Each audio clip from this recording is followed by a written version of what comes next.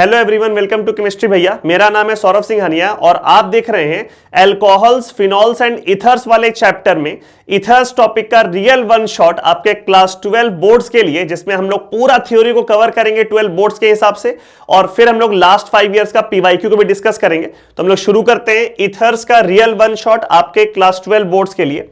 सबसे पहला टॉपिक है इसमें types of ethers and IUPAC उसका। ठीक है, पहले तो हम लोग ये समझते हैं कि इथर्स बोलते किसको है। तो ऐसा कोई भी कंपाउंड हो ना ROR के फॉर्म का, देखो ROH होता तो उसको बोलते एल्कोहल और ROR है तो इसको बोलेंगे इथर। यहां पे ये वाला R या ये वाला R क्या होगा, कोई भी alkyl group, methyl, ethyl, propyl, इस तरह ग्रुप। तो अगर दोनों तरफ अल्काइल ग्रुप सेम रहेगा, जैसे यहां पे दोनों अल्काइल ग्रुप सेम है, R है, तो इसको हम लोग बोलते हैं सिमेट्रिकल इथर।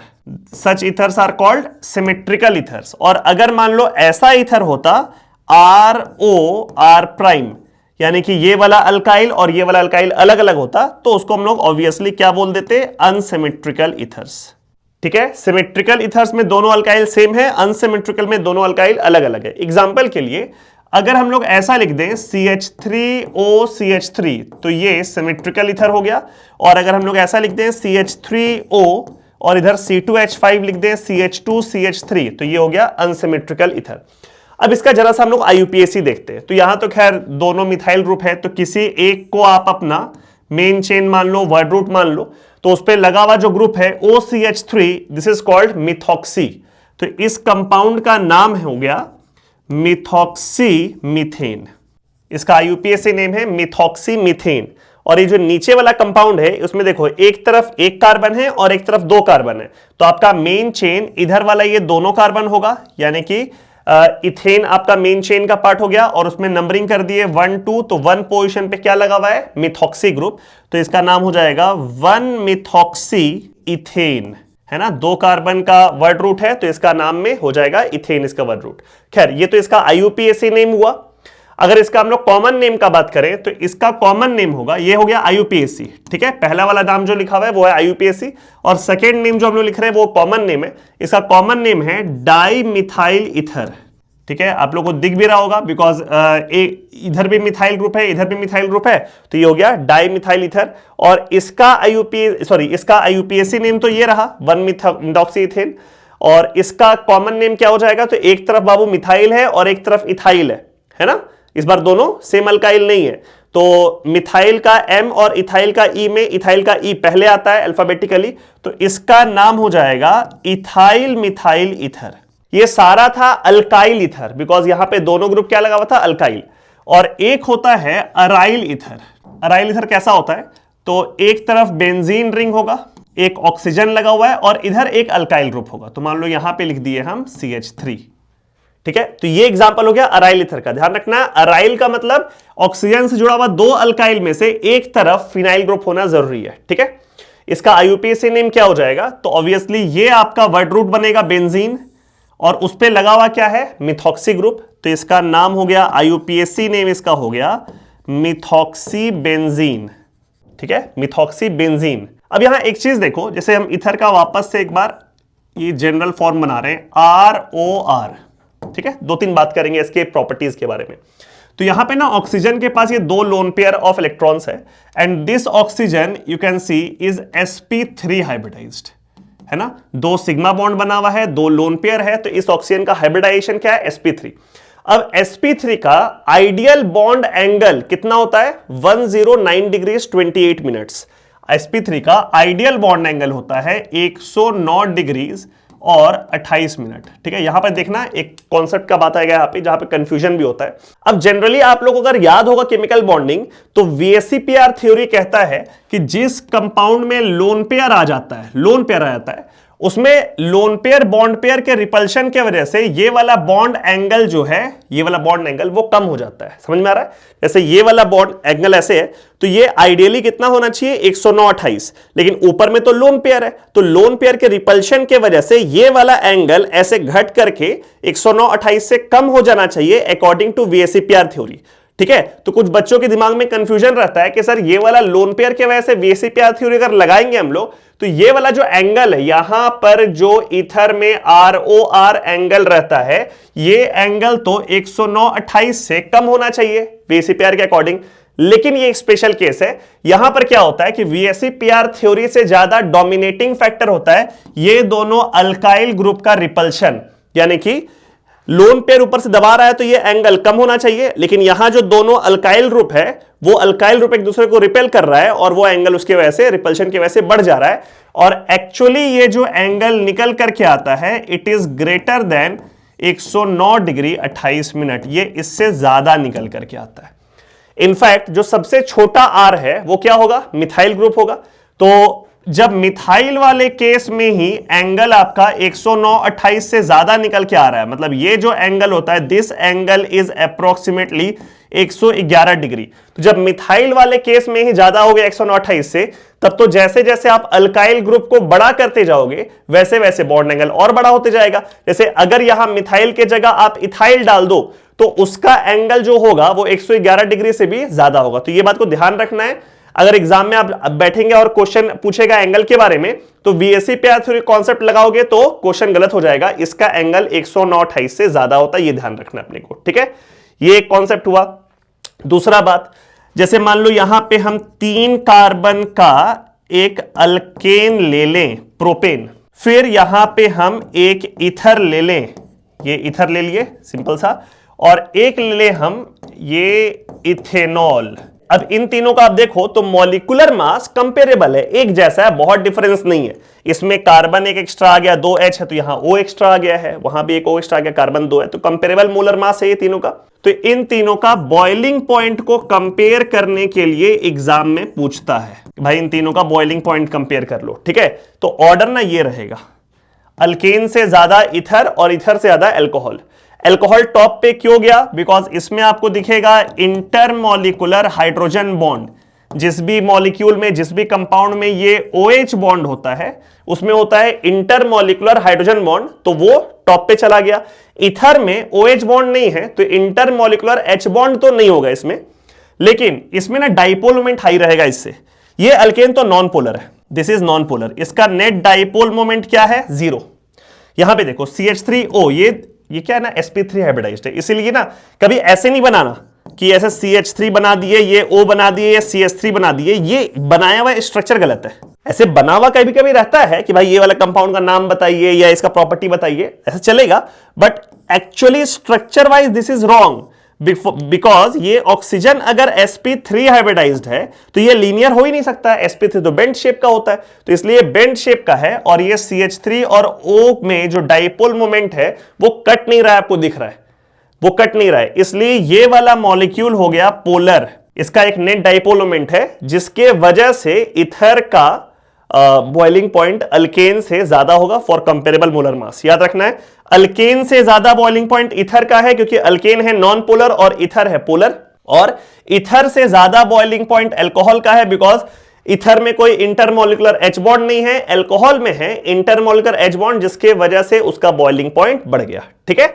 ये एक कंपैरिजन एग्जाम में आपसे पूछता है। दूसरा एक कंपैरिजन है कि भाई आपसे 2 तरह का ईथर दे दिया आपको, CH3O CH3 ये एक दे दिया, और दूसरा दे दिया आपको C2H5O C2H5, और इन दोनों में बोलेगा कि आप बॉइलिंग पॉइंट को कंपेयर करो। तो जब दोनों ईथर है तो ध्यान रखना जिसका मोलर मास ज्यादा, जिसका मॉलिक्यूलर मास ज्यादा, उसका बॉइलिंग पॉइंट ज्यादा, बिकॉज पहले भी हम लोग बहुत बार डिस्कस किए हुए हैं कि मॉलिक्यूलर मास जब ज्यादा होता है तो वैंडरवाल फोर्स मजबूत होता है, वैंडरवाल फोर्स मजबूत होगा तो बॉइलिंग पॉइंट ज्यादा हो जाएगा, ठीक है।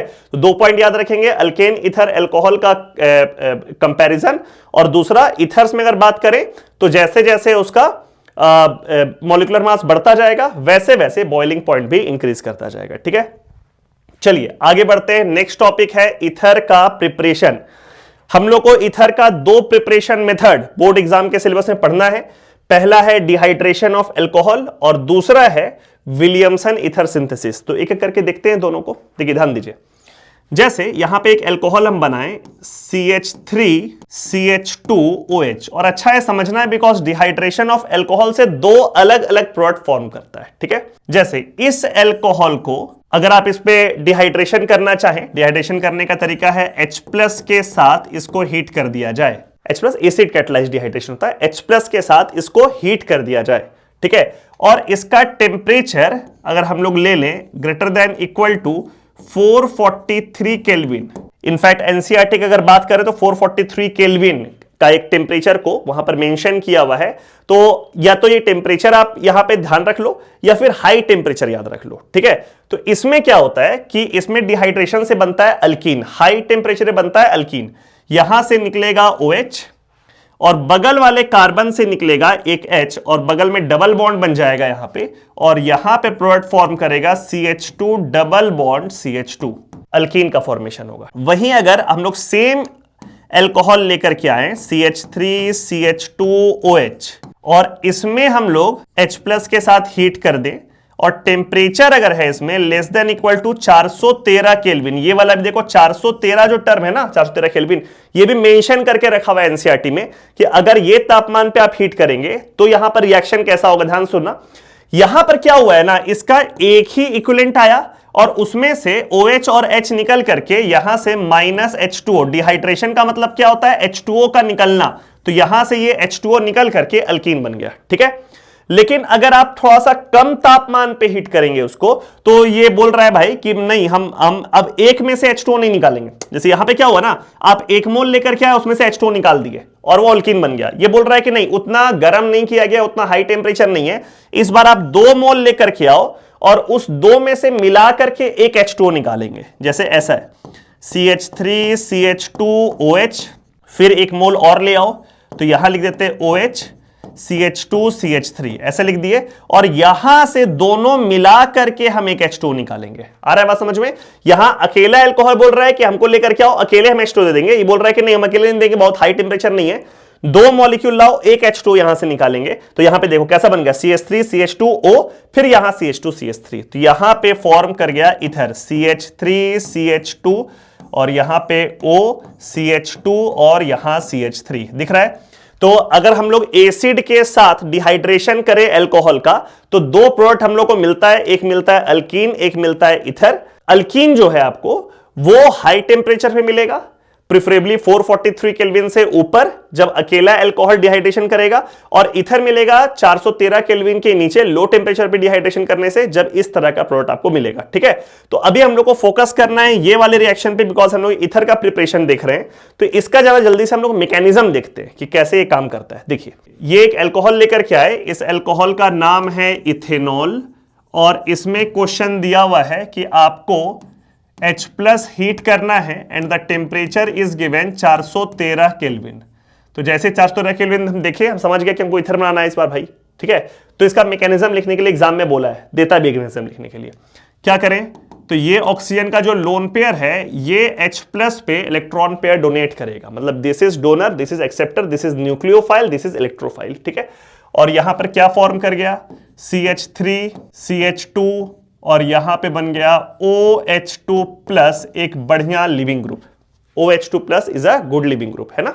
अब अगले स्टेप में ये इसका 1 मोल और आ गया, हम लोग को तो 2 मोल चाहिए इथर बनाने के लिए, इसका 1 मोल और आ गया CH3CH2OH, ये 1 मोल आ गया। और ये ऑक्सीजन का lone pair as a nucleophile वो इस कार्बन पे अटैक किया और बगल से ये H2O as leaving group leave कर गया। डिहाइड्रेशन है और रिएक्शन का नाम ही है डिहाइड्रेशन, तो यहां से तो H2O निकलना ही है, वो H2O निकल गया, ये ऑक्सीजन का लोन पर यहां अटैक किया, तो यहां पर क्या फॉर्म किया देखो, यहां से लिखते हैं तो CH3CH2 इस जगह पर OH+ चार्ज और फिर यहां पर CH2 और यहां CH3, ठीक है। ये बना यहां पर ऐसा, और ना ये एसिड कैटेलाइज्ड है, ध्यान रखना, चाहे तो ये वाला रिएक्शन देख लो या ये वाला रिएक्शन, दोनों में जो H+ दिख रहा है ना ये कैटलिस्ट की तरह काम करता है। इसका पूरा नाम होता है acid catalysed dehydration of alcohol, ठीक है। विच मींस कि अगर जो कैटलिस्ट होता है वो फर्स्ट स्टेप में आप डाले हैं तो लास्ट स्टेप में निकलेगा भी, लास्ट स्टेप में निकल जाएगा तभी वो कैटलिस्ट है, और आखिरी स्टेप में H+ निकल जाएगा।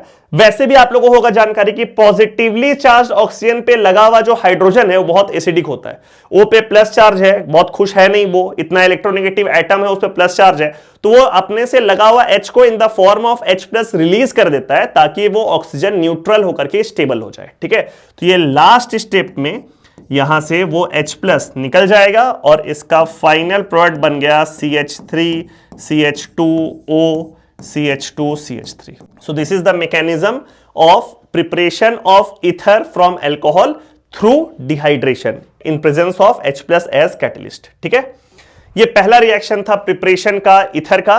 ध्यान रखना है बहुत हाई टेम्परेचर नहीं करना है, अदरवाइज ईथर बनने के बजाय क्या फॉर्म कर जाएगा, अल्कीन फॉर्म कर जाएगा उसमें। नेक्स्ट है विलियमसन सिंथेसिस और विलियमसन ईथर सिंथेसिस। ये तरीका ज्यादातर इस्तेमाल किया जाता है जब हम लोग को अनसिमेट्रिकल ईथर बनाना हो।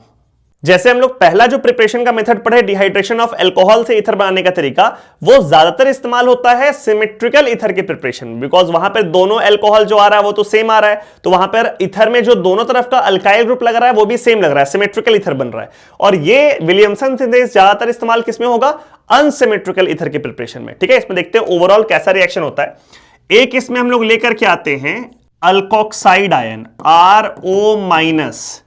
RO- is called alkoxide ion, alkoxide. ठीक है, यहां अगर CH3 होता तो मिथॉक्साइड, C2H5 हुआ तो इथॉक्साइड एंड सो ऑन। और साथ में एक दूसरा कंपाउंड लेकर के आएंगे R'(X), this is alkyl halide और हेलो अल्कीन। ये R' भी एक अल्काइल ग्रुप है और साथ में X हो गया। X के जगह हो सकता है कि क्लोरीन हो, ब्रोमीन हो या फिर आयोडीन हो।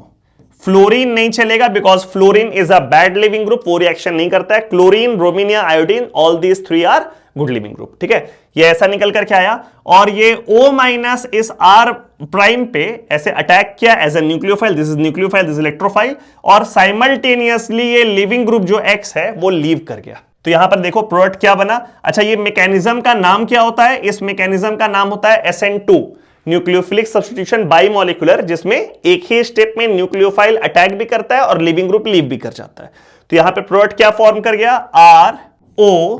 आप देख रहे हैं अनसिमेट्रिकल ईथर फॉर्म कर गया, जिसमें एक तरफ अल्काइल ग्रुप है अल्कोक्साइड का और दूसरी तरफ अल्काइल ग्रुप है अल्काइल हैलाइड का। ठीक है, फॉर एग्जांपल, हम एग्जांपल के लिए अगर यहां पे लिखें तो यहां पे अगर लिख दें CH3 CH2O- और साथ में यहां पे एक अल्काइल हैलाइड ले आए CH3Cl, तो बहुत कंफर्टेबली ये वाला ये यहां पे अटैक कर जाएगा, यहां पे लिविंग ग्रुप Cl लीव कर जाएगा और यहां पर जो ईथर फॉर्म करेगा इसका एग्जांपल में वो बनेगा CH3 CH2O और यहां पर CH3 मिथॉक्सी इथेन या इथाइल मिथाइल ईथर का फॉर्मेशन हो गया। ठीक है, ये जो तरीका है इसको बोलते हैं विलियमसन ईथर सिंथेसिस।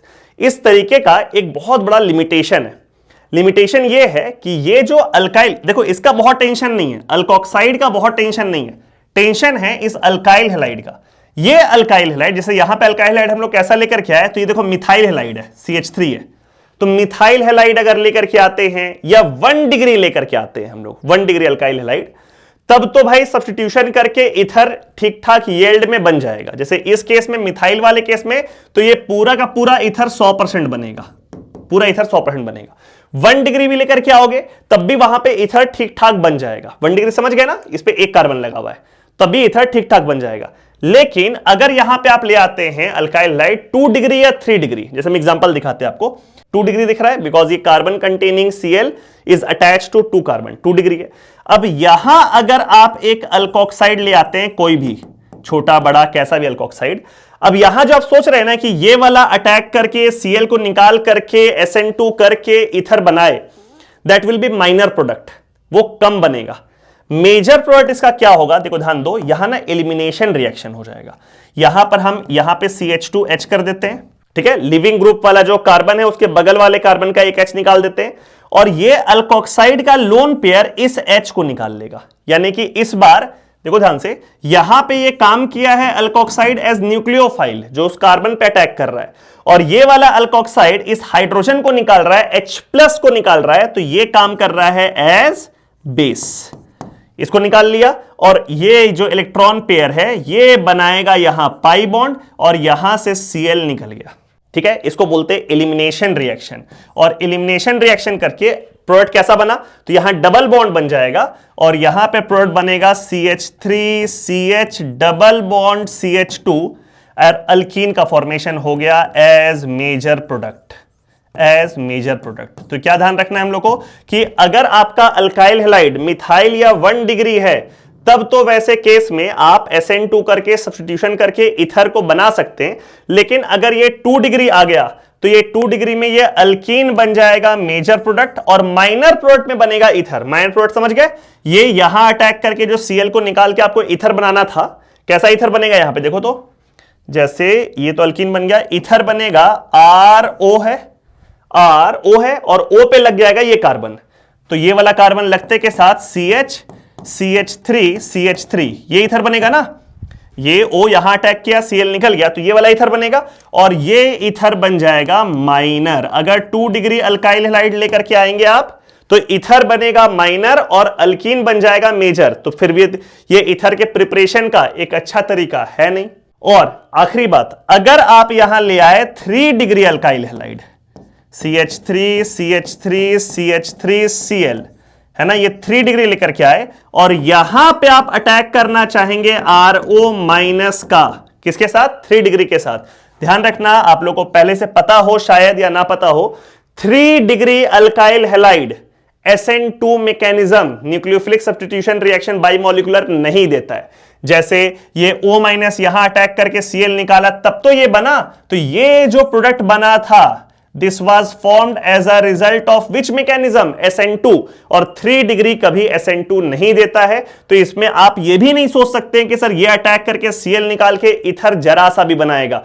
इस केस में जो अल्कीन बनेगा दैट विल बी 100% और जो इथर बनेगा साथ में दैट विल बी 0%। तो बनेगा ही क्यों, इथर बिल्कुल भी नहीं बनेगा इस केस में। यहां तो फिर भी थोड़ा माइनर में बन रहा है 2 डिग्री में, 3 डिग्री में बिल्कुल नहीं बनेगा। ध्यान रखना, मिथाइल रहेगा, इथर विल बी 100%, 1 डिग्री में ether will be good, 2 degree में इथर विल बी माइनर और 3 डिग्री अल्काइल हैलाइड अगर हो गया तो वहां से आप इथर का प्रिपरेशन नहीं कर सकते, वहां पे पूरा पूरा अल्कीन बनेगा। ठीक है, जैसे मान लीजिए कि आपको एक इथर दिया जाए R और यहां पे R', ये इथर दिया जाए।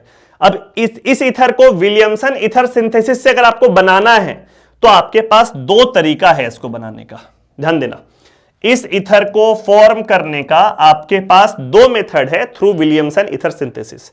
पहला तरीका है कि आप ये वाला बॉन्ड को तोड़ो, इस R पे लगा दो अल्काइल हैलाइड RX और दूसरे साइड जो आप बॉन्ड तोड़े हैं ये R'O- बन जाएगा अल्कोक्साइड।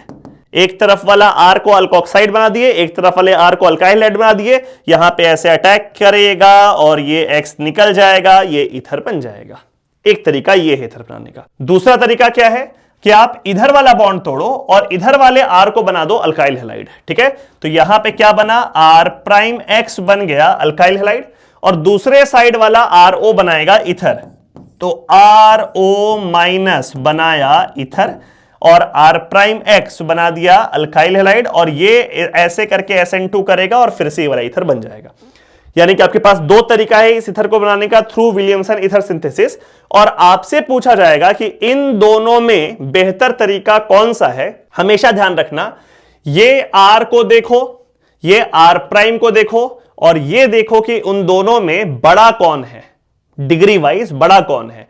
जिसका डिग्री ज्यादा होगा उसको देना अल्कोक्साइड, बिकॉज ज्यादा डिग्री वाला अल्काइल हैलाइड अगर आप दिए तो वहां पे एलिमिनेशन होने का और अल्कीन बनने का चांस बढ़ जाएगा। ठीक है, हम क्या बोले आप लोग को, अल्कोक्साइड में कोई टेंशन नहीं है, टेंशन हमको है अल्काइल हैलाइड में कि इसको आप अगर डिग्री ज्यादा दिए तो वहां पे सब्स्टिट्यूशन होने का चांस कम हो जाएगा, एलिमिनेशन का चांस बढ़ जाएगा। तो क्या करना है, इस R और R' में जिसका डिग्री ज्यादा है उसको क्या दो, उसको दो अल्कोक्साइड, और दूसरा जिसका डिग्री कम है उसको दो अल्काइल हैलाइड, सो दैट कि आपका इथर का फॉर्मेशन बेहतर हो। ठीक है, जैसे एक एग्जांपल से आप लोग को हम समझाते हैं। देखिए, मान लो आपको इथर फॉर्म करना है CH3O CH CH3 CH3, ये इथर आप लोग को फॉर्म करना है और उसके लिए आप लोगों को सुटेबल अल्काइल हैलाइड और अल्कोक्साइड चाहिए जिससे कि ये ईथर बढ़िया बने।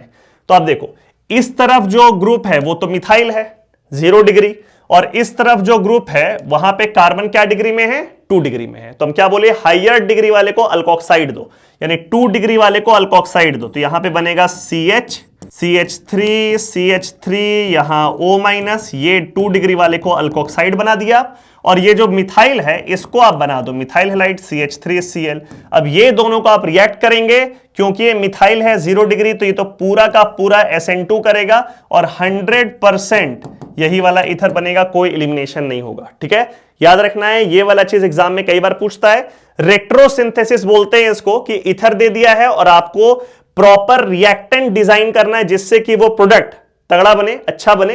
तो bulkier alkyl group, higher degree alkyl group को बनाओ अल्कोक्साइड और छोटे वाले को बनाओ अल्काइल हैलाइड। ये काम करना है हम लोग को एग्जाम में। तो हम लोग ये तो देख लिए कि अगर हम लोग को कोई अल्काइल ईथर प्रिपेयर करना है विलियमसन ईथर सिंथेसिस से, तो हम लोग को क्या सिलेक्शन और क्या ऑप्शंस हम लोग के पास है। अगर मेरे को एक अराइल ईथर प्रिपेयर करना है विच इज अनिसोल, तो उस केस में हम लोग के पास क्या ऑप्शन है। देखो यहां भी इसको प्रिपेयर करने का हम लोग के पास 2 ऑप्शन लोग बना सकते हैं। पहला ऑप्शन क्या बनाओगे कि भाई बेंजीन में यहां O- लगा दो, फिनॉक्साइड आयन बोलते हैं इसको, और साथ में CH3 के साथ लगा दो हैलोजन, ताकि ये प्रॉपरली SN2 करे और ये बन जाए। ठीक है, तो ये तो तरीका मेरे को ठीक लग रहा है कि यहां phenoxide, this compound is called phenoxide. ठीक है, तो फिनॉक्साइड इसमें SN2 किया और ये वाला बन गया। दूसरा तरीका आप लोगों को क्या दिखता है इसमें कि इसको पलट देते हैं, इसमें ये जो मिथाइल है इसको बना देते हैं alkoxide. So this is what, this is methoxide, methoxide बन गया, और साथ में ये बेंजीन रिंग पे हेलोजन लगा दो, तो ये अराइल हैलाइड बन जाएगा या फिर हेलो अरीन्स बन जाएगा। ये तरीके से आप लोग एनिसोल नहीं बना सकते हैं, इम्पॉसिबल है बनाना। उसका रीजन ये है कि ये जो अराइल हैलाइड है या हेलो अरीन है, ये कभी भी न्यूक्लियोफिलिक सब्स्टिट्यूशन रिएक्शन देता ही नहीं है। क्यों नहीं देगा, देखो दिख रहा है आप लोग को, ये X का जो लोन पेयर है वो बेंजीन रिंग के साथ कॉन्जुगेशन में है, रेजोनेंस में, जिसके वजह से ये वाला बॉन्ड में एक डबल बॉन्ड कैरेक्टर आ जाता है, यानी कि वो बॉन्ड मजबूत हो जाता है, इस X का निकलना मुश्किल हो जाता है, इसका लिविंग ग्रुप टेंडेंसी कम हो जाता है। और इसीलिए ध्यान रखना कि ये वाला ये does not give SN2, nucleophilic substitution reaction दे ही नहीं सकता है ये। इसी वजह से यहां पे कोई SN2 होगा नहीं और ये रिएक्शन का ये प्रोडक्ट नहीं बनेगा। तो जब भी आपको एनिसोल बनाना हो, अराइल ईथर बनाना हो, तो हमेशा ध्यान रखना कि फिनॉक्साइड लेकर के आना एक, और साथ में अल्काइल हैलाइड लेकर के आना। कभी भी अराइल हैलाइड मत लाना, उसके साथ प्रोडक्ट नहीं बनेगा।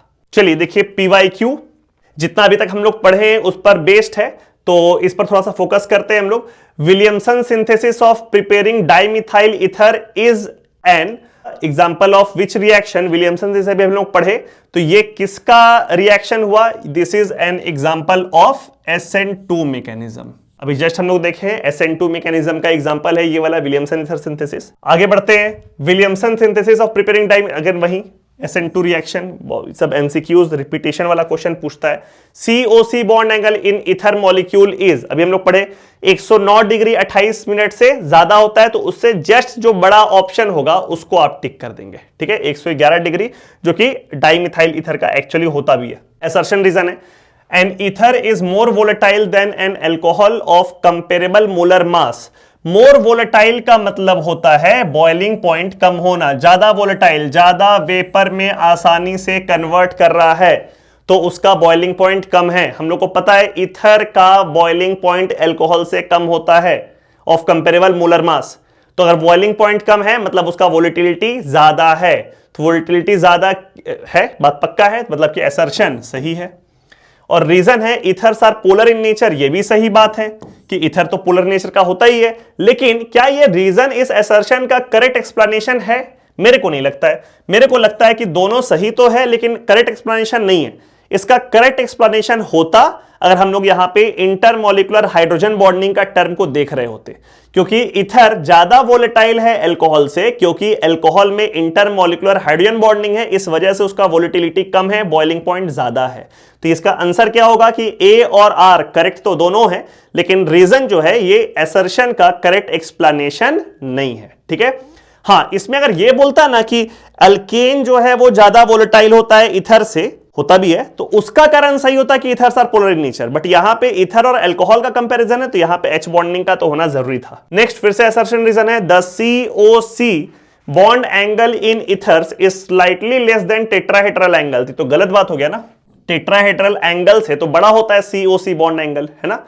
रीजन है due to the repulsive interaction between the two alkyl groups in ether. तो ये रीजन तो सही लग रहा है मेरे को ना, कि भाई अल्काइल ग्रुप का रिपल्सिव इंटरेक्शन तो होता ही है इन केस ऑफ इथर, लेकिन उसके वजह से एंगल जो है वो कम थोड़ी होता है, एंगल ज्यादा हो जाता है। तो असर्शन गलत है और रीजन इसका करेक्ट है, तो इसका आंसर हो गया option D. Next assertion reason है, the boiling point of diethyl ether is much less than that of alcohol. बिल्कुल सही बात है, ईथर का बॉइलिंग पॉइंट एल्कोहल से कम होता है, और इसका रीजन है इन ethanol the molecules are associated by the formation of intermolecular hydrogen bonding whereas in diethyl ether it is not possible। बिल्कुल सही बात है, रीजन भी सही है, तो इसका आंसर हो जाएगा option A, intermolecular H bond की वजह से अल्कोहल का बॉइलिंग पॉइंट इथर से ज्यादा होता है। ठीक है, देखिए अगला क्वेश्चन है, which of the following is an appropriate set of reactants for the preparation of 1 methoxy 4 nitrobenzene and Y.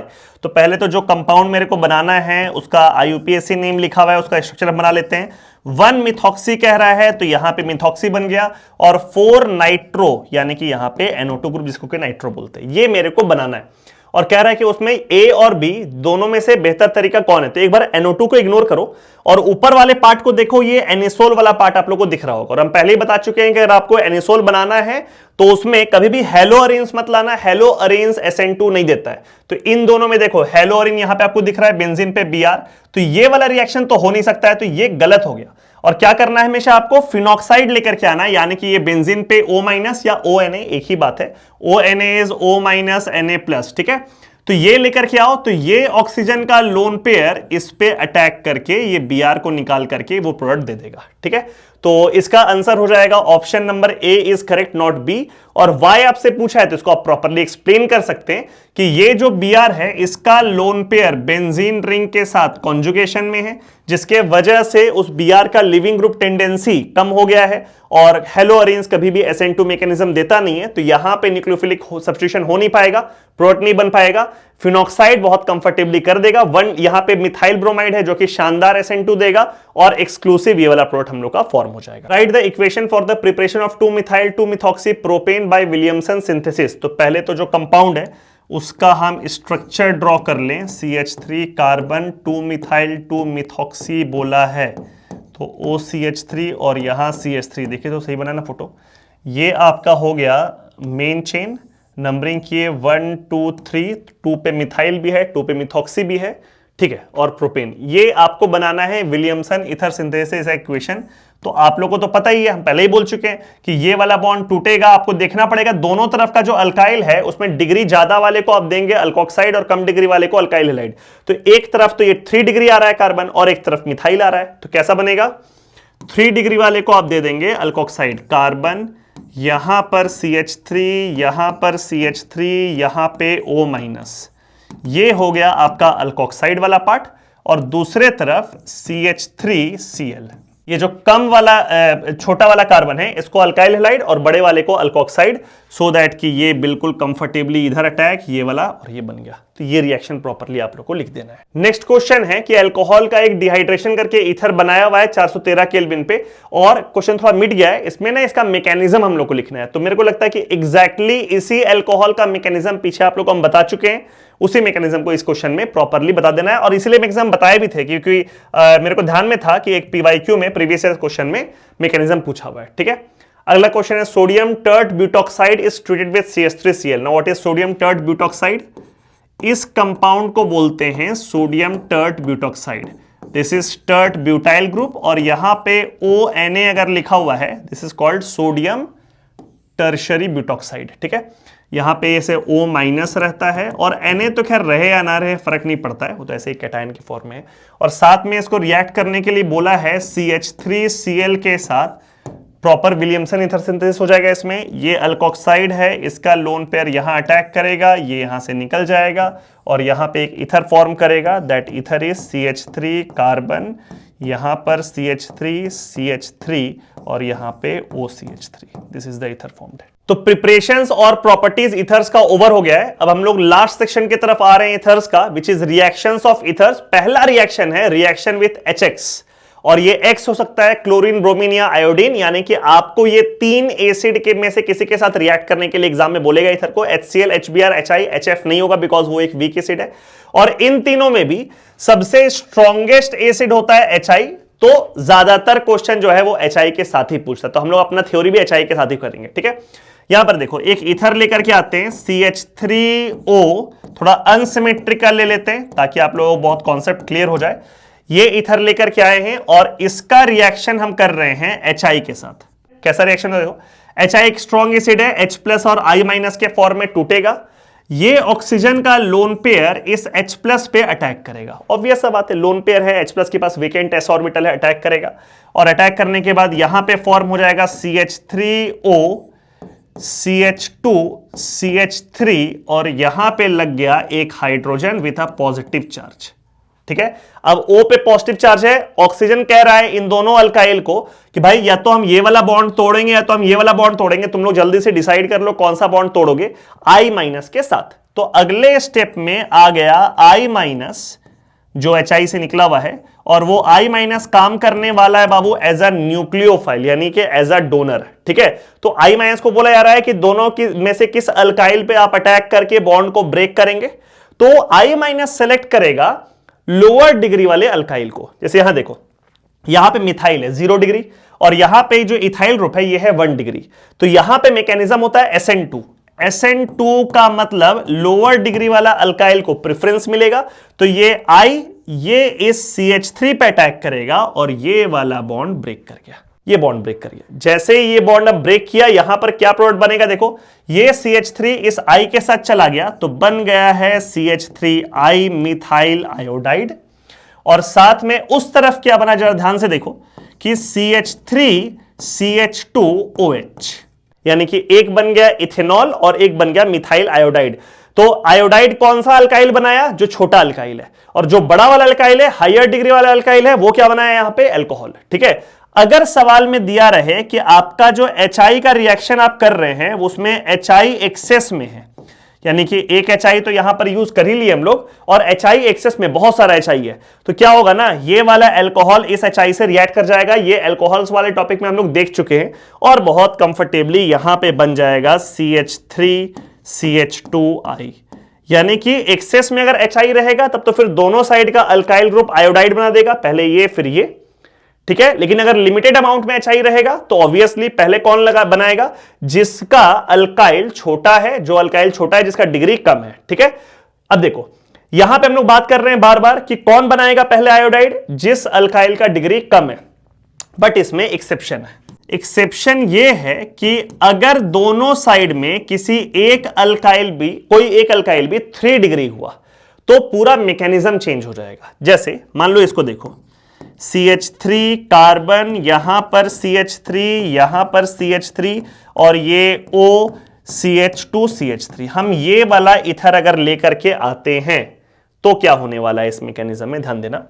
First step में फिर से वही HI आया रिएक्ट करने के लिए। क्या होता है ना कि जब आप नॉर्मल कोई इथर लेकर के आते तो I- अटैक करते थ्रू SN2, लेकिन अगर एक तरफ भी 3 डिग्री हो गया, जैसे ये वाला कार्बन आपको दिख रहा है कि इधर जो अल्काइल है वो 3 डिग्री है, अब मैकेनिज्म चला जाएगा पहला वाले स्टेप में SN1, ठीक है। कैसा होगा देखो, ये ऑक्सीजन का लोन पेयर H+ पे अटैक किया तो यहां पे क्या फॉर्म कर गया, CH3 कार्बन, यहां पर भी CH3 CH3, और इस तरफ ऑक्सीजन पे लग गया H+ चार्ज और यहां पे CH2 CH3। अब आप लोगों को तो हम पहले ही बोले ऑक्सीजन पे प्लस चार्ज है, तो वो ऑक्सीजन तो परेशान है भाई कि प्लस चार्ज मेरे को दे दिए हो इतना इलेक्ट्रोनेगेटिव एटम को, तो तुम लोग जल्दी से कोई बॉन्ड को तोड़ करके मेरे को प्लस चार्ज से मुक्त करो। तो ऊपर में क्या था ना कि ऊपर में I- जब आया तब वो I- का अटैक के साथ वो बॉन्ड टूटा, लेकिन यहां पे ये वाला कार्बन कह रहा है कि कोई दिक्कत नहीं है, I- को रहने दो, बाद में आ जाएगा, बाद में रिएक्शन हो जाएगा, हम पहले ही ये वाला बॉन्ड को तोड़ करके अपने ऊपर प्लस चार्ज ले लेते हैं और तुमको प्लस से मुक्त करते हैं, क्योंकि मेरे पे प्लस आएगा ना तो हमको बहुत परेशानी नहीं है, हम 3 डिग्री है और 3 डिग्री कार्बोकैटायन स्टेबल होता है, पता है अपने को। तो अगर 3 डिग्री है एक तरफ का अल्काइल, तो वो I- के आने का वेट नहीं करेगा, उसके पहले ही बॉन्ड को फ्री करके कार्बोकैटायन बनेगा। आप लोग को पता है अगर कार्बोकैटायन बन रहा है तो मैकेनिज्म क्या फॉलो होने वाला है, SN1, और यहां पर क्या बना, एक तो अल्कोहल बन गया CH3 CH2OH उस तरफ, और यहां पे बना साथ में CH3 कार्बन, यहां पर CH3, यहां पे CH3, और ये प्लस चार्ज यानी कार्बोकैटायन यहां पे बन गया, आप लोग दिख रहा होगा। और फिर I- आया अगले स्टेप में रिएक्ट करने के लिए, और वो I- ऑब्वियस सा बात है किस पे अटैक करेगा, तो जब कार्बोकैटायन मिल ही रहा है तो फिर तो सोने पे सुहागा, इस पे अटैक किया और यहां पे प्रोडक्ट बन जाएगा CH3 कार्बन, यहां CH3, यहां CH3, और यहां पे लग गया I। ठीक है, ये अलग बात है, एक्सेस ऑफ HI रहेगा तो फिर ये वाला अल्कोहल भी आयोडाइड में कन्वर्ट कर जाएगा, वो हम लोग जानते हैं। बट ध्यान क्या रखना है, अगर नॉर्मल दोनों तरफ का अल्काइल है, मिथाइल है या 1 डिग्री इस तरह का अल्काइल है, तो फिर पहला आयोडाइड बना था SN2 के थ्रू, तो जिसका डिग्री कम था वो अल्काइल बनाएगा, अल्काइल आयोडाइड पहले, अल्काइल हैलाइड पहले, और बड़ा वाला जो डिग्री था वो अल्कोहल बनाएगा। लेकिन अगर दोनों में से किसी एक साइड में 3 डिग्री अल्काइल आ गया तो फिर पहले वो 3 डिग्री वाला बनाएगा iodide, and the mechanism followed will be SN1 mechanism. ठीक है, तो ये दोनों पॉइंट हम लोग को ध्यान में रखना है। चलिए आगे बढ़ते हैं। अगला रिएक्शन है इथर्स का इलेक्ट्रोफिलिक सब्स्टिट्यूशन रिएक्शन। वो HX वाला रिएक्शन उतना ही था। इलेक्ट्रोफिलिक सब्स्टिट्यूशन में देखो ऐसा रिएक्शन का बात करने वाले हैं अभी हम लोग। यहां पे रिएक्शन होगा एक्सक्लूसिवली एनिसोल का, बिकॉज इलेक्ट्रोफिलिक रिएक्शन हो रहा है, तो ये रिएक्शन ये बेंजीन रिंग में होगा। तो बेंजीन रिंग में लगा हुआ है OCH3 एनिसोल, और यहां पे रिएक्ट करने के लिए आने वाला है एक इलेक्ट्रोफाइल, एक इलेक्ट्रोफाइल। ठीक है, अब ये इलेक्ट्रोफाइल या तो अटैक करेगा इस ऑर्थो पोजीशन पे या तो अटैक करेगा इस पैरा पोजीशन पे, क्योंकि ये OCH3 जो ग्रुप है ना, ये ऑर्थो पारा डायरेक्टिंग ग्रुप है। कैसे पता चला ऑर्थो पारा डायरेक्टिंग ग्रुप है, तो आप फटाफट क्या कर सकते हैं, ये काम हम लोग फिनॉल में भी किए थे कि ये OCH3 में जो ऑक्सीजन का लोन पेयर है, इसको जैसे ही आप रेजोनेंस में घुमाएंगे तो आपको दिखेगा एक बार इस ऑर्थो पोजीशन पे नेगेटिव चार्ज आया, और फिर जब रेजोनेंस को आप आगे कंटिन्यू करेंगे तो आपको दिखेगा इस पैरा पोजीशन पे भी नेगेटिव चार्ज आएगा। तो कहां कहां आएगा नेगेटिव चार्ज, ऑर्थो पोजीशन पे नेगेटिव चार्ज आएगा और पैरा पोजीशन पे नेगेटिव चार्ज आएगा, मेटा पोजीशन पे कोई नेगेटिव चार्ज नहीं आएगा। तो जिस पोजीशन पे माइनस चार्ज आएगा उस पोजीशन का इलेक्ट्रॉन का डेंसिटी ज्यादा होगा, तो ऑब्वियस है इलेक्ट्रोफाइल पे वही वाला पोजीशन अटैक करेगा। तो अगर कोई इलेक्ट्रोफाइल आता है रिएक्ट करने के लिए तो क्या होगा, एक प्रोडक्ट ऐसा बन जाएगा कि OCH3 है और एक इलेक्ट्रोफाइल यहां ऑर्थो पे लग गया, और दूसरा पॉसिबिलिटी है कि वो जो इलेक्ट्रोफाइल आकर के अटैच हो रहा है वो किस पोजीशन पे अटैच हो, वो पैरा पोजीशन पे अटैच हो यहां पर। ठीक है, ये तो क्लियर हो गया ऑर्थो और पैरा पे क्यों अटैच हो रहा है, बिकॉज OCH3 इज ऑर्थो पारा डायरेक्टिंग ग्रुप। अब इसमें ध्यान रखना, ये पैरा वाला होता है मेजर प्रोडक्ट। क्यों भाई मेजर प्रोडक्ट क्यों होता है, तो देखो ये OCH3 जो रेजोनेंस का इफेक्ट कर रहा है, रेजोनेंस का इफेक्ट जिसको कि हम लोग कहते हैं +R effect, R stands for resonance, या फिर +M effect, M stands for mesomeric effect. इस इफेक्ट के वजह से ये ऑर्थो और पैरा पे इलेक्ट्रॉन का डेंसिटी को बढ़ा रहा है, इंक्रीज कर रहा है। देखिए ना इलेक्ट्रॉन दे रहा है, तो ये इस पोजीशन और इस पोजीशन में इलेक्ट्रॉन का डेंसिटी को इंक्रीज कर रहा है through equal magnitude, almost equal magnitude. मतलब इसको अगर 10 रुपए दे रहा है तो इसको भी 10 रुपए दे रहा है। ठीक है, लेकिन साथ ही साथ OCH3 एक -I ग्रुप भी है, ये हो गया इंडक्टिव इफेक्ट। ये ऊपर वाला था मेसोमेरिक इफेक्ट या रेजोनेंस इफेक्ट, ये हो गया इंडक्टिव इफेक्ट। क्योंकि ऑक्सीजन कार्बन से ज्यादा इलेक्ट्रोनेगेटिव है तो वो इंडक्टिव इफेक्ट के थ्रू इलेक्ट्रॉन को खींचेगा, -I इफेक्ट। और माइनस आई इफेक्ट जो होता है या इंडक्टिव इफेक्ट जो होता है वो डिस्टेंस डिपेंडेंट होता है, यानी कि नजदीक वाला जो कार्बन है, जो ऑर्थो पोजीशन है, उससे इलेक्ट्रॉन ज्यादा खींचेगा और ये जो पैरा वाला पोजीशन है उससे इलेक्ट्रॉन कम खींचेगा। तो माइनस आई इफेक्ट का डोमिनेंस किस पोजीशन पे है? ऑर्थो वाले पोजीशन पे, जिससे कि वो इलेक्ट्रॉन को पुल कर रहा है। यानी ऑर्थो पे 10 रुपया दिया, पैरा पे 10 रुपया दिया, इतना तो दिया, लेकिन जब लेने का बारी आया तो पैरा से 2 रुपया लिया और ऑर्थो से 4 रुपया ले लिया, है ना, बिकॉज ऑर्थो नजदीक है। तो अल्टीमेटली आपको दिखेगा कि पैरा वाले के पास 8 रुपया बचा और ऑर्थो वाले के पास 6 ही रुपया बचा, यानी कि नेट इलेक्ट्रॉन का डेंसिटी ज्यादा किसमें हुआ? पैरा वाले पोजीशन पे, और इसीलिए जो पैरा पे लगा है इलेक्ट्रोफाइल वो बनाएगा मेजर प्रोडक्ट। तो ये तो 2-4 बात पहले ध्यान रख लेंगे हम लोग।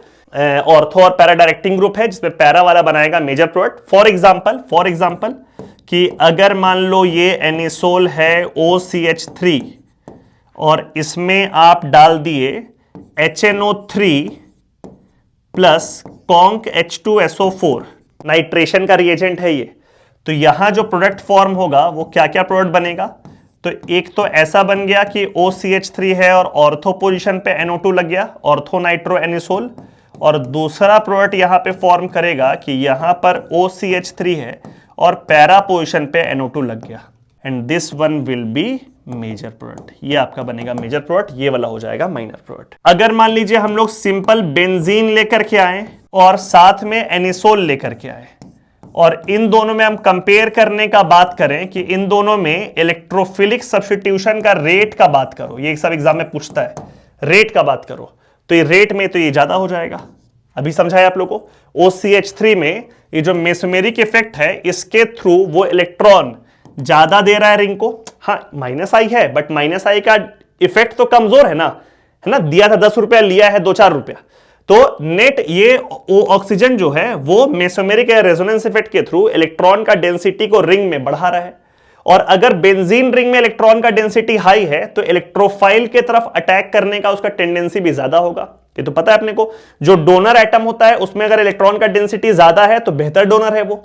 तो यहां पे तो बेंजीन रिंग डोनर के ऐसा काम कर रहा है, बगल में तो इलेक्ट्रोफाइल है ना, तो ये काम कर रहा है एज अ न्यूक्लियोफाइल। तो इसमें इलेक्ट्रॉन का डेंसिटी जितना ज्यादा उतना रेट ऑफ रिएक्शन ज्यादा, और क्योंकि ऑक्सीजन का lone pair electron donating effect लगा रहा है इसलिए बेंजीन रिंग में इलेक्ट्रॉन का डेंसिटी ज्यादा है और रेट ऑफ सब्स्टिट्यूशन भी इस केस में ज्यादा होगा। ये सारा चीज आप ध्यान में रखेंगे इलेक्ट्रोफिलिक सब्स्टिट्यूशन रिएक्शन एनिसोल का, तो जो भी सवाल आपसे एग्जाम में पूछेगा वो कंफर्टेबली आपसे बन जाएगा। जैसे हम लोग देखते हैं PYQs में क्या क्या सवाल पूछा हुआ है। पहला वाला देखिए, anisole undergoes bromination with bromine in ethanoic acid even in the absence of iron 3 bromide. अभी थोड़ा हम आपको समझाते हैं। जैसे मान लो ये बेंजीन है ना, जब इसको ब्रोमिनेशन करना होता है तो Br2 के साथ ये लेकर के आता है FeBr3। ये सारा चीज हम लोग डिस्कस किए हुए पहले, ठीक है। तो यहां पे लग जाता है ब्रोमोबेंजीन फॉर्म कर जाता है, यहां पे ब्रोमोबेंजीन फॉर्म करता है। ये तो हेलो अरीन्स के प्रिपरेशन में भी ये रिएक्शन था, ठीक है, आप उसका वन शॉट देख सकते हैं। तो ये बन जाता है यहां पे ना FeBr3 जो आता है ना, ये होता है कैटलिस्ट। ये कैटलिस्ट होता है क्यों? क्योंकि बेंजीन रिंग में इतना इलेक्ट्रॉन डेंसिटी नहीं है कि वो Br पे अकेला अटैक कर पाए। उसको चाहिए होता है कि भाई ये Br का बॉन्ड को तोड़ना पड़ता है, एक्चुअली रिएक्शन करने के लिए ये ब्रोमीन में Br का बॉन्ड को तोड़ना पड़ता है। तो ये ना उतना ताकतवर नहीं है कि Br का बॉन्ड को तोड़ पाए इलेक्ट्रॉन दे करके। तो FeBr3 को लाता है अपने हेल्प के लिए कि भाई इस बॉन्ड को तोड़ने में मदद कर दो, तब हम रिएक्शन कर लेंगे। सही बात भी है। लेकिन अगर इसमें आप OH लगा दो यानी कि फिनॉल बना दो, या OCH3 लगा दो यानी कि एनिसोल बना दो, या NH2 लगा दो यानी कि एनिलीन बना दो, तो ऐसा कुछ भी ग्रुप आप लगाओगे, all this groups are activating group because सबके पास लोन पेयर है, सब रेजोनेंस के थ्रू बेंजीन रिंग में इलेक्ट्रॉन का डेंसिटी को बढ़ा रहा है। तो ये सब जब आता है ना, तो ये FeBr3 का जरूरत नहीं है, इसमें अपना इतना ताकत हो जाता है कि वो इस बॉन्ड को तोड़ दे। तो वही कह रहा है कि एनिसोल जब ब्रोमिनेशन करता है तो उस समय आयरन 3 ब्रोमाइड के एब्सेंस में करता है एज कैटलिस्ट, मतलब आयरन 3 ब्रोमाइड FeBr3 का रिक्वायरमेंट नहीं, बिल्कुल सही बात है। और इसका रीजन है due to activation of benzene ring by the methoxy group. ये जो OCH3 है ना मिथॉक्सी ग्रुप, इसके वजह से बेंजीन रिंग एक्टिवेट हो गया है, इसी वजह से एक्टिवेशन की वजह से हम लोग को जरूरत नहीं पड़ता है कैटलिस्ट का, ठीक है। अच्छा, इसमें एक बात और ध्यान रखना, कभी कभी गलती होता है, ऑप्शन नंबर सी को देखो, due to the increase in electron density at ortho and para position. ये वाला स्टेटमेंट थोड़ी गलत है, स्टेटमेंट तो सही है ही। अगर यहां पे OCH3 आप डालोगे तो हम लोग पढ़े ना, ऑर्थो और पैरा पोजीशन पे इलेक्ट्रॉन का डेंसिटी बढ़ता है। This statement is correct, but this statement does not justifies this question, this statement कि FeBr3 क्यों जरूरत नहीं पड़ता। अगर बोलता ना कि ऑर्थो और पैरा पे जस्ट सब्स्टिट्यूशन होगा, तब ये वाला लाइन होता है। यहां पे ये वाला लाइन बिल्कुल सही है, but this line does not explain this line. उसका एक्सप्लेनेशन तो ऑप्शन नंबर ए ही है। अगला क्वेश्चन है, when diethyl ether is heated with excess of HI it produces. बहुत सिंपल है, डाईइथाइल ईथर तो इसको बोलते हैं OCH2CH3, और एक्सेस ऑफ HI में है तो भाई दोनों तरफ वाला अल्काइल जो है वो आयोडाइड बनाएगा, तो इसका आंसर हो जाएगा इथाइल आयोडाइड। हां, अगर लिमिटेड अमाउंट ऑफ HI होता तो एक बनता इथाइल आयोडाइड, एक बनता इथेनॉल, लेकिन यहां पे तो एक्सेस लिखा हुआ है, तो दोनों क्या बनेगा, ethyl iodide. What would be the major product of the following reaction? देखो इसका मेजर प्रोडक्ट कैसा बनेगा, ध्यान देना। एक तरफ तो ऐसा है, बेंजीन CH2O, और दूसरे तरफ C6H5 यानी कि बेंजीन है। अब इसको रिएक्शन करने के लिए बोला है HBr से, ठीक है, सीधे करते रिएक्शन। तो पहला स्टेप में ये ऑक्सीजन का लोन पेयर H+ पे अटैक करेगा, तो यहां पे लग गया H, यहां पे प्लस चार्ज। अब या तो ये वाला बॉन्ड O क्या बोलेगा, या तो ये बॉन्ड तोड़ो या तो ये बॉन्ड तोड़ो, है ना। Br को लेकर क्या हो, देखो कौन सा बॉन्ड तोड़ोगे। मेरा पक्का आप लोगों को इस बात का जानकारी होगा कि ये वाला बॉन्ड नहीं टूट सकता है, because this is what, aryl group, है ना, बगल में फिनाइल है जो कि न्यूक्लियोफिलिक सब्स्टिट्यूशन देता ही नहीं है। ये वाला बॉन्ड कभी टूटता ही नहीं, ध्यान रखना। ये बॉन्ड कैसे टूटेगा, ठीक है। यहां तो कार्बोकटायन ही बहुत रद्दी बन रहा है, अराइल कार्बोकटायन, और दूसरा यहां पे अटैक भी नहीं कर सकता है, रेजोनेंस स्टेबलाइज्ड है, और ये तो 1 डिग्री है, बहुत शानदार। तो बॉन्ड कौन सा टूटेगा, ये वाला। क्लियर है, कभी भी बेंजीन से लगा हुआ बॉन्ड को मत तोड़ देना, न्यूक्लियोफिलिक सब्स्टिट्यूशन नहीं देगा वो, ठीक है। इधर वाला बॉन्ड टूटेगा तो इसका प्रोडक्ट क्या बनेगा, बेंजीन CH2 पे लग गया Br। कौन सा प्रोडक्ट है भाई, बेंजीन CH2 पे लग गया Br, और साथ में बेंजीन पे लग गया OH यानी फिनॉल, यानी कि ऑप्शन नंबर डी दिख रहा है, बेंजीन CH2 पे Br और साथ में C6H5OH, ये वाला प्रोडक्ट फॉर्म किया। चलिए आगे बढ़ते हैं। एसर्शन है मिथॉक्सी इथेन। मिथॉक्सी इथेन किसको बोलते हैं, मिथॉक्सी इथेन इसको बोलते हैं। इसको HI से रिएक्ट करने के लिए बोला है, हम लोग थोड़ा देर पहले रिएक्शन किए हैं, और उसमें हम लोग को पता है कि डिग्री जो कम है वो आयोडाइड बनाएगा, तो ये बनाएगा CH3I, और ये वाला बनाएगा पहले CH3CH2OH। एक्सेस में रहा तो एक अलग बात है, बट पहला प्रोडक्ट तो ये बनेगा। तो कह रहा है it gives ethanol and iodomethane, बिल्कुल सही बात है, वही बनाए ethanol and iodomethane. This assertion is correct. Reason है reaction of ether with HI follows SN2 mechanism, बिल्कुल सही बात है, यहाँ पे SN2 मैकेनिज्म फॉलो हुआ है, इसलिए जिसका डिग्री कम है वो बनाए हैं आयोडाइड।